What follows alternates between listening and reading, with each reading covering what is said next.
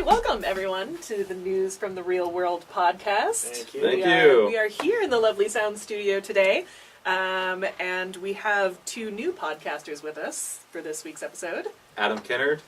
Hey, I'm Andrew. I'm Lauren. And I am Margo. So let's jump right into it. Let's talk about the Book of Mormon, shall we? Right on. This is an article from the Guardian News entitled "Why British Critics Don't Get the Book of Mormon." The Book of Mormon opened on the West End last month, and the critics have not had quite the reception that they did in the United States. And there's been a lot of conflicting opinions about why that is. But this article kind of talks through some of those issues that they... That they don't. The show that's seen in a different context, all of a sudden kind of loses some of its meaning and some of its humor in the British context. What did you guys think of this? I thought it was pretty fascinating to see both sides of the story. It's warmly received in the United States, and I saw it recently, so I understand what the criticism is, but interesting to transplant it and have a very different reaction. Well, I think British humor is very different from American humor. You know, British comedy over here sometimes doesn't fly very well. I mean, the example of Monty Python, which everyone points to, which is very sort of different from our style of humor. So I guess it makes sense to me that something that seems to be a very American style of humor might not translate as well. Yeah, I mean, it's sort of I think of the British humor as like kind of a self-deprecating humor, whereas the Book of Mormon is entirely pointing the like laughing finger at somebody else, pretty much. But it's in the same way, I think Americans are good at taking something like that and sort of seeing themselves in it as well. So it's even though they may not be Mormon, like everybody can. I think we have an easier time relating to stories like that and to humor like that. But what do I know? I've never been to England, and I've never made an English joke that I know of. So I didn't really have anything to compare it to. What I did wonder is if. Mormonism is obviously an American religion. It's kind of one of the only American religions. Right. And I don't imagine that many British people have really any kind of real understanding of what it might be about, whereas I think the average American might have a little more. I don't know if that's the case, though. I mean, I feel like it's not so prominent in society that I think a lot of Americans know about it. We're aware of it, but I don't know that people understand what the religion is. And there are Mormons in England to a certain degree. I think it's a smaller population, but I wonder how that plays a role in it. Yeah, I have to say, I've never seen the play, so a lot of it I didn't understand. But it was interesting. He makes a comment at the end of your comment about how Americans can relate. He talks about how at the end we kind of or the audience ends up relating, or at least in America they do, to these two boys that go to Ethiopia, right? Uganda. And then everyone's yeah, yay for these boys and their experience, and takes things away from it. I also thought it was interesting that as a viewer, I think what Andrew said earlier, that as an American viewer, I think we can see something that's ridiculous and still find a way to find a piece of ourselves in it. I thought it was shocking that the context of that in a British audience is not quite there, that they don't have the same relationship to something that's kind of absurd and out there. Yeah, it's funny that the British have this are seen as having this sense of dignity and sort of stiff upper lippiness, but yet they have some very absurd humor. It's just I can't quite put my finger on what's different. One Man, Two Governors, which is sort of their big comedy smash hit right now. Is humorous in an entirely different way. It's about situational comedy rather than this sort of political comedy. And so, not to say that they don't like politics over there, but I think we maybe have this expectation that everything is fair game to be made fun of. And yet the comedy in the Book of Mormon isn't. It's the political humor is sort of the meta humor, the joke humor, the moment-to-moment humor is still very much just I don't know, it's pretty base, right? It's it's not hard to access, really, in my opinion. So yeah, I found it interesting. I also found it interesting that some of the reviewers considered it to be sort of have a conservative undertone, and that, I mean, that clearly is a misunderstanding. So Right. if there's that deep of a misunderstanding of the sort of through line of the play, then the humor, of course, is going to be lost, it seems to me. Yeah, on that it said, one of the British critics said, a safe conservative show from middle America. Yeah. Bizarre. Yeah. That is not a conservative show by any means in No. America. But it's funny if you, like, there's this song about, pretending you're not gay, basically, and, like, crushing your gay. So if you read that as not ironic, Right. then you would think that it was a homophobic song. But the Brits are like the kings of irony, right? Like, Yeah. aren't they? Like, isn't that what they're known for? Like, don't you want John Cleese in the corner of every like meeting you're ever in, just to like point out the ironic moment? Like, I don't know. It I doesn't. do. It's exactly. It doesn't seem. It doesn't seem like that should be the issue. Anyway, It shouldn't. Get it together, British people. we're funny, damn it. We're funny. Appreciate us. Speaking of things that we should appreciate that are British, shall we talk about the Tempest? Yes. Because we love to talk about Shakespeare on the podcast. So this is an article from the Richmond Times-Dispatch, that bastion of journalism that we all know, by Tony Farrell. And it's in their theater section. It's about creating a kid-friendly Tempest. So their company there has created the sort of regular grown-up production of the Tempest, and then they also created sort of a mini production that's kid-friendly. So they're having one performance of a shorter, kid-friendly Tempest. They said some of the changes they made it shorter. They cut some of the speeches. They cut any scenes that were sort of like very cerebral. They made sure to include the scenes that were sort of like really full of physical humor, and they sped up the pace of the dialogue, which I thought were sort of interesting How does changes. that make it easier? But yeah, because, I guess so they don't get bored. But I had a couple questions about this. One, this does not seem at all revolutionary to me. Theaters have been doing this for years.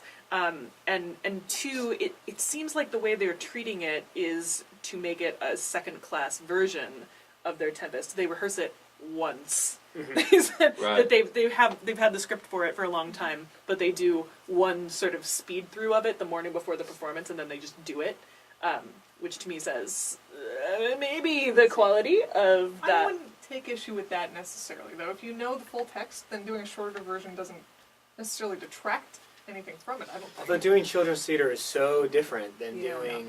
doing like a straight play, if it's going to be good.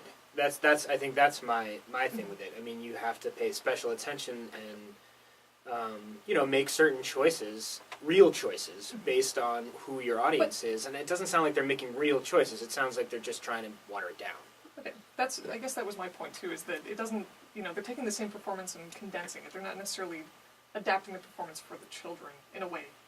Well, it seems like it's sort of like the worst of both worlds, because why don't you just, if you're going to do a production that's like, physically interesting, the children will watch Shakespeare Yeah. if it's interesting and if it's well done and if it's not, guys in flouncy pants like declaiming, but to sort of like just talk faster and do the funny bits seems to me dumbing it down. So I don't want to say that high schoolers shouldn't do Shakespeare, because I think they should appreciate it. But so I don't know. I guess my question is should high schoolers do Shakespeare if they can't understand it and then like they dumb it down to? I mean, having done Shakespeare in high school, I still think it was a worthwhile experience. Right. I understood most of it. There were parts that I didn't understand, absolutely, but I think the engagement with the text is still something that I have taken away. And I would completely agree as a previous educator. Like, I mean, as we will, have y'all said you love Shakespeare on here. I mean, like, he's slightly a big deal in the literary community, I would say. Is that Shakespeare just maybe a little bit. Slightly. Okay. So, but I don't know. Are we depreciating the audience, saying, oh, they only need the 30-minute Family Guy version? So Yeah, are we not giving our audiences enough right? credit And or then enough we complain, and then we have other articles that complain about like audiences not sticking around. Right. Or wanting to come to the Tempest, and it's because that's the full version. I want the Family Guy version. Right. It's a fine line between playing to your audience and making them sit through something that's long and they're going to have to work for. Right. Yeah. Well, Jan Powell, who's the artistic director at Richmond Shakespeare, where they're doing this, talked about that this idea came from being a kid and her family would read Shakespeare out loud to each other, which sounds very. But you didn't do that? Sit around the all the campfire? time. Yeah, we sit around in our bonnets with our needlepoint, reading Shakespeare aloud, and but I mean, but her idea was that people start to hate Shakespeare in high school, where they're reading it at their desks and it's so dry and it seems really boring, as opposed to seeing it in 3D on stage, where you might actually have the chance to fall in love with it. I was interested in your opinion, Margo, about whether you think having to do this would detract from, whether it would maybe enhance, because they claim in the article, she says, I think they do a much better show afterwards, after they do this truncated version, because they're more engaged or something. Right. I don't know, I had a hard time buying that, and I don't know if you would... I mean, I think doing like a truncated version of it, again, because it seems dumbed down, and I think actors who aren't trained for if you're going to like change the style of it to be like talk faster, do children's theater, then that seems almost like you're kind of shifting what it is. So I don't see how that would be in the service of like deepening your performance of the play you've already rehearsed. But I don't know, maybe if you just got a bunch of children like clapping and yelling at you, maybe you just feel better about yourself and give a better performance. Maybe. I don't know, we should try it sometime. Yeah, that's a good theory. Maybe we should just get some kids for the podcast.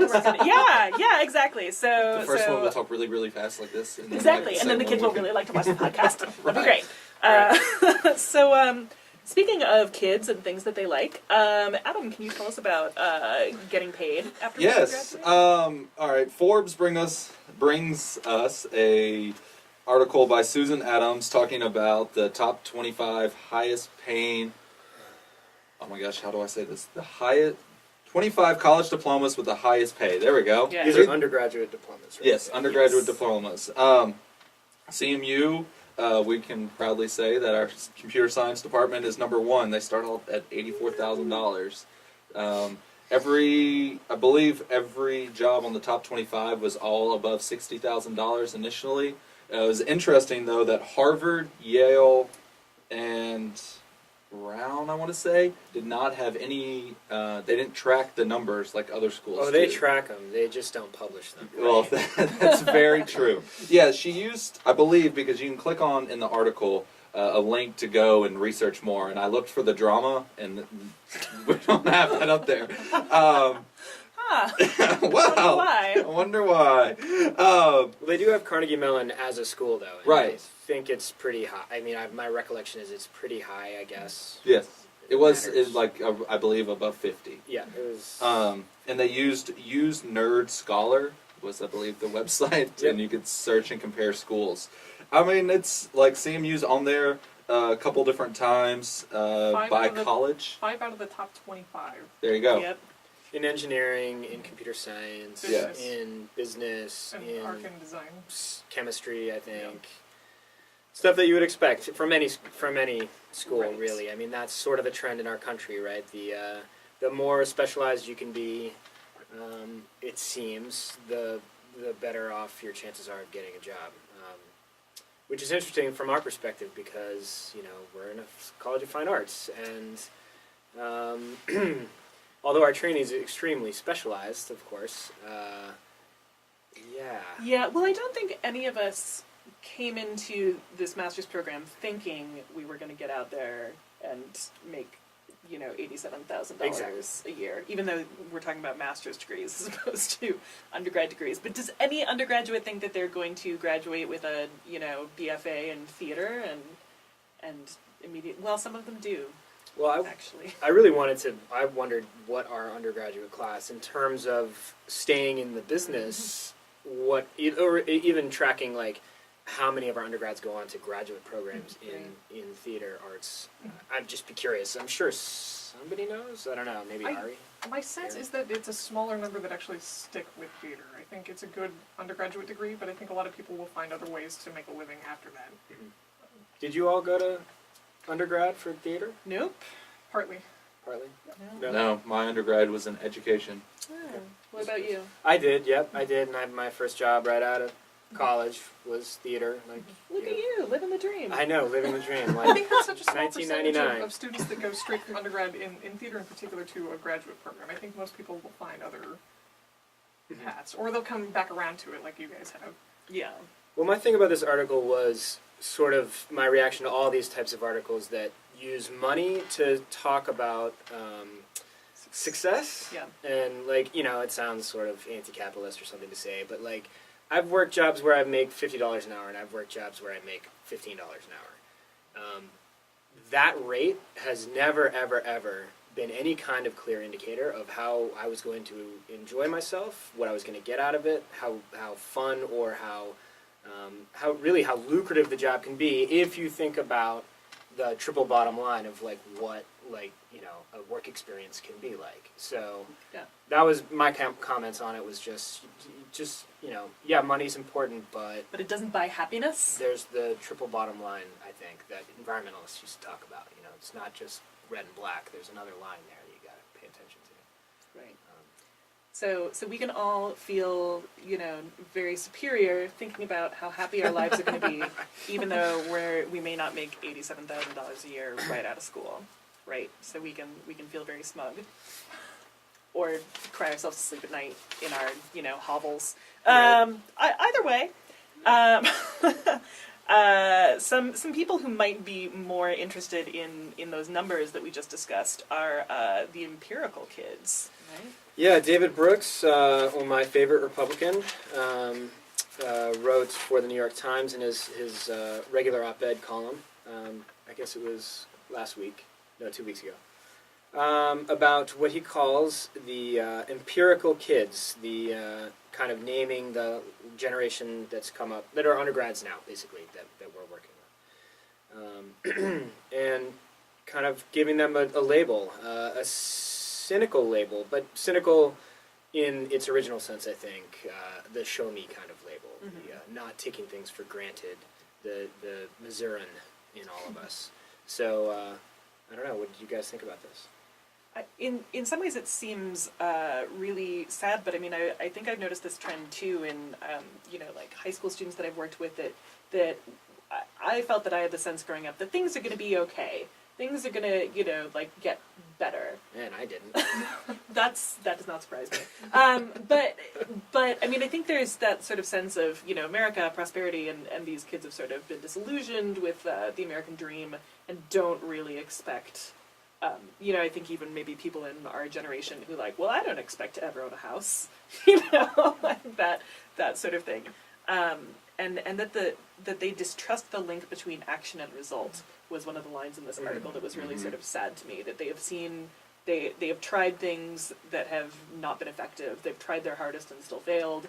They've seen other people try their hardest and still fail. So they have this idea that But where is all this failure? Like, that's the thing. There's more college graduates right now than there have ever been in American history. Like, it seems there's a disconnect between the truth and what they But see as the truth. The job prospects for those grads are also more competitive than they have ever been. more Ever. competitive. I guess that's true.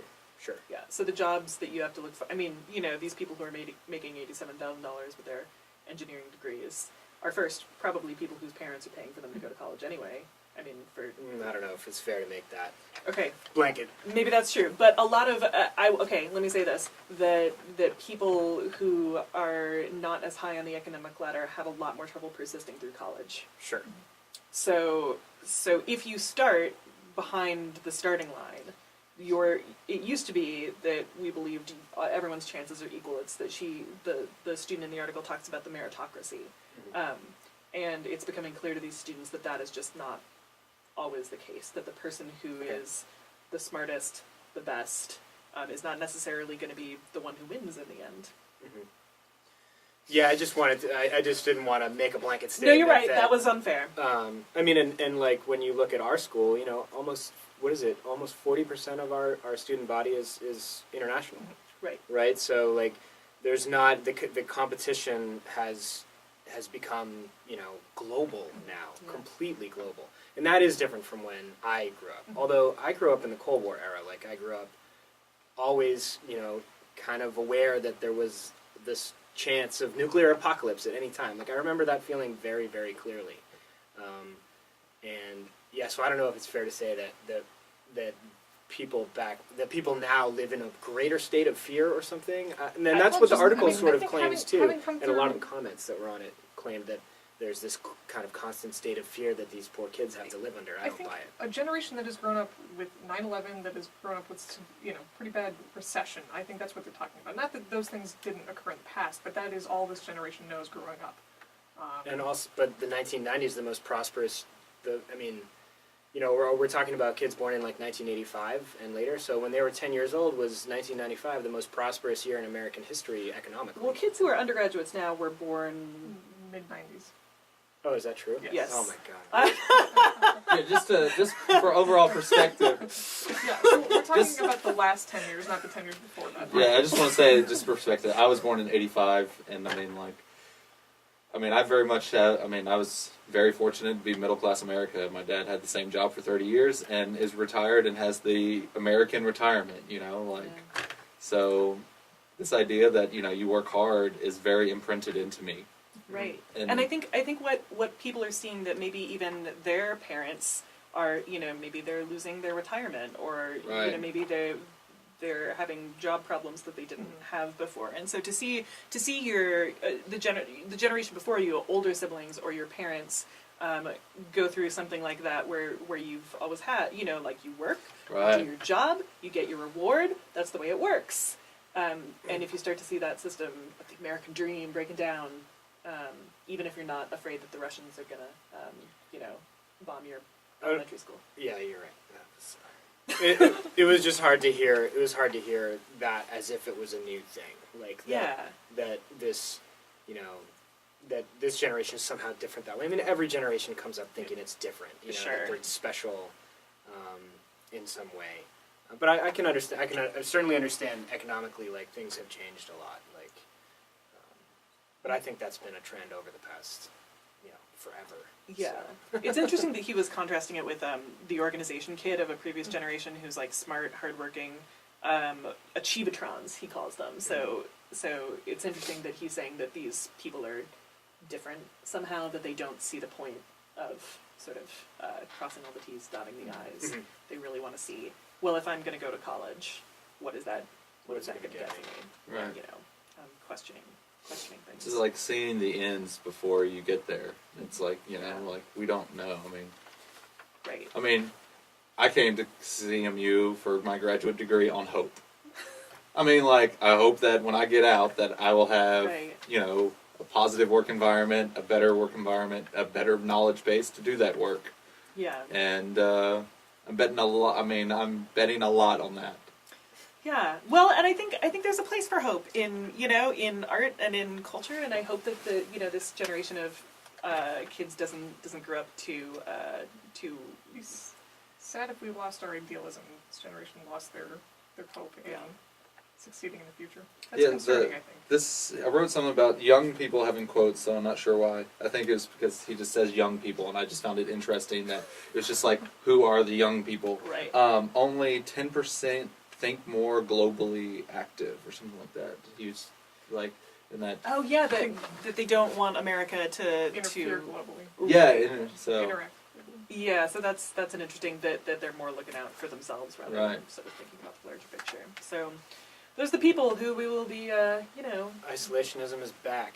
Yes. So that trend has come around again, and I guess we'll see what happens, because that's the generation that will be. Learn to find fresh water, kids. Yes, that's right. Survival skills. Get on it, everyone. That's my advice to everyone under 20.